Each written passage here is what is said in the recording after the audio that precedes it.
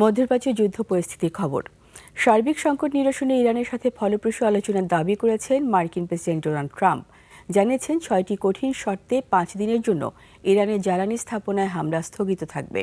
আর এই খবরে এক লাফে জ্বালানি তেলের দাম কমে ব্যারেল প্রতি দাঁড়িয়েছে $96। এর আগে ইরানে ইসরায়েলের জোরালো হামলার পর ফের তেল আবিবের ক্ষেপণাস্ত্র ছুড়েছে তেহরান। আরও জানাচ্ছেন আফসানা নীলা।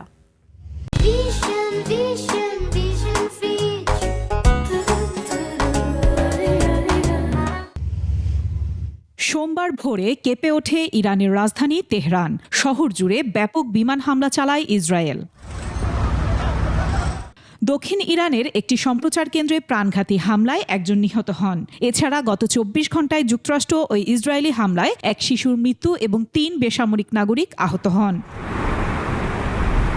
এরপরই তেল আবিবে পাল্টা হামলা চালায় তেহরান। তবে ইরানের আরেক দফা হামলা আকাশে প্রতিহত করা হয় বলে জানিয়েছে আইডিএফ। জেরুজালেম, মধ্যাঞ্চল এবং দক্ষিণাঞ্চলের একাধিক এলাকায় সতর্ক সংকেত জারি করা হয়েছে।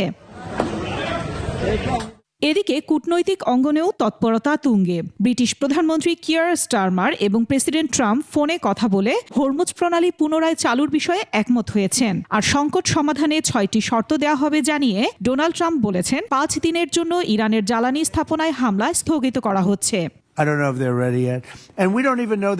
এদিকে জ্বালানি স্থাপনায় হামলা স্থগিত করা হবে এই আলোচনার পর বিশ্ববাজারে কমতে শুরু করেছে তেলের দাম। ব্যারেল প্রতি দাঁড়িয়েছে $96।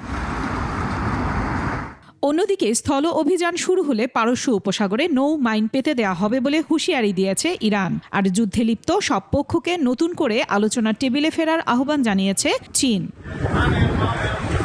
আফসানা নীলা, ডেস্ক রিপোর্ট, 21 টেলিভিশন।